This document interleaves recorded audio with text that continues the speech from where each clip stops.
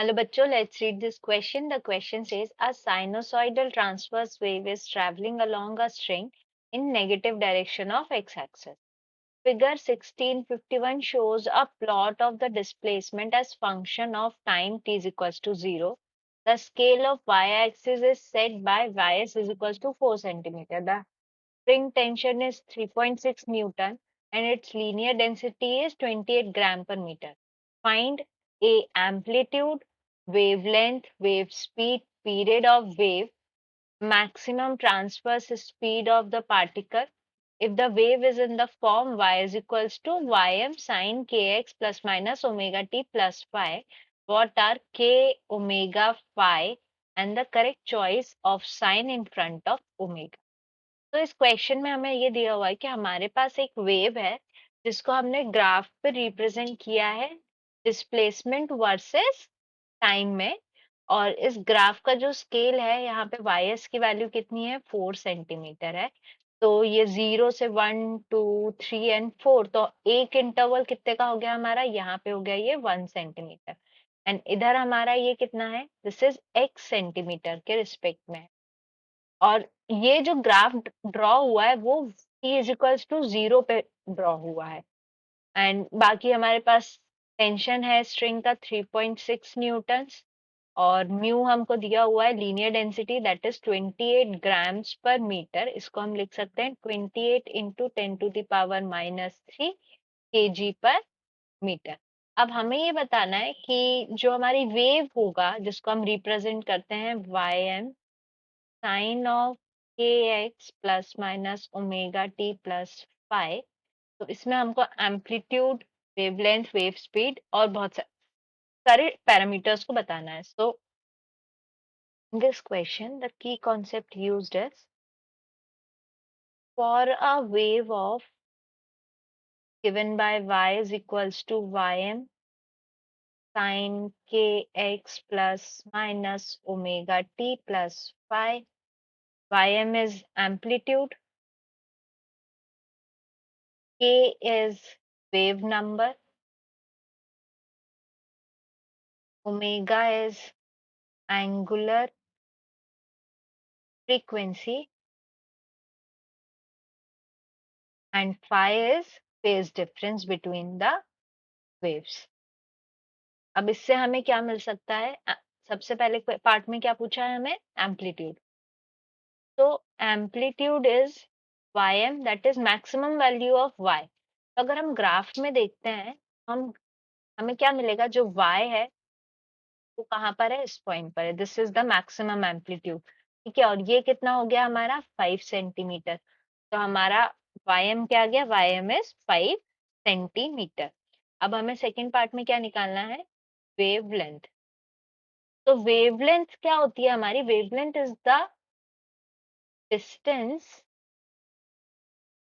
From one point two the same point after a complete time period.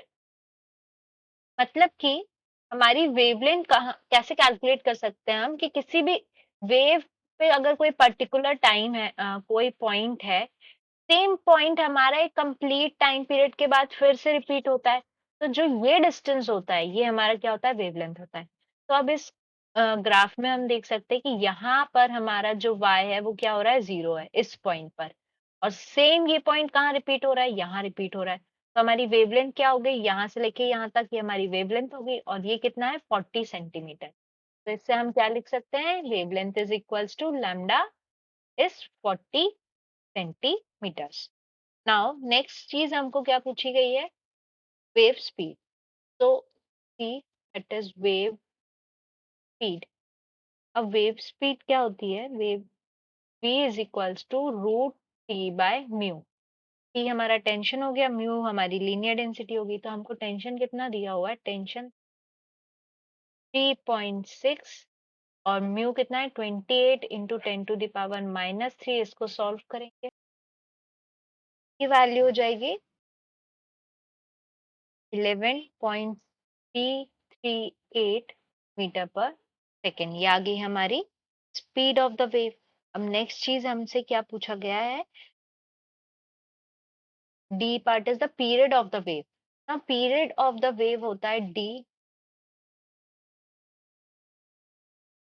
Period of wave T is equals to 1/f, और f हमारी क्या हो गई, frequency. तो frequency of the wave हमें क्या है, फ्रीक्वेंसी हमारा होता है v डिवाइडेड बाय लैम्डा। तो v अभी हमने कैलकुलेट किया था 11.34, लिख लेते हैं इसको अप्रोक्सीमेटली, एंड लैम्डा हमारा था कितना था, 40 सेंटीमीटर। तो इसको हम मीटर में कन्वर्ट करेंगे, 11.34 डिवाइडेड बाय 40 इंटू 10⁻⁻²।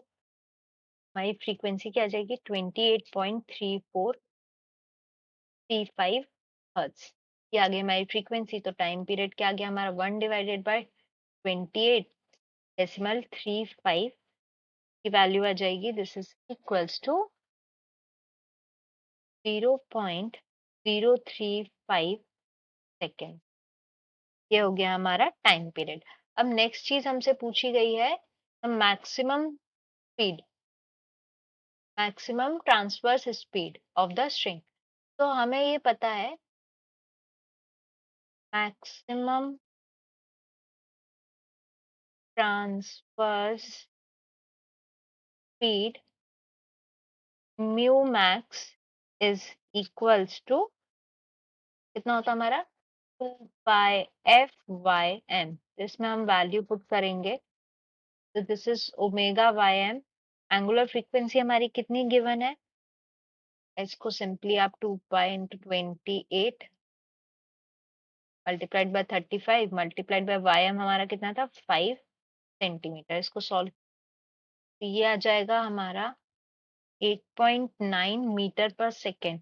यहाँ पे मैंने इसको सेंटीमीटर को मीटर में कन्वर्ट करने के लिए मल्टीप्लाई बाय 10⁻⁻² सेकेंड से -2 मीटर से किया है। ये आ गया हमारा 8.9 मीटर पर second. This is maximum transfer speed. अब इसके बाद वाले पार्ट में पूछा गया है मुझसे k, value of k। So k is wave number. Wave number हम कैलकुलेट करते हैं, wave number this is equals to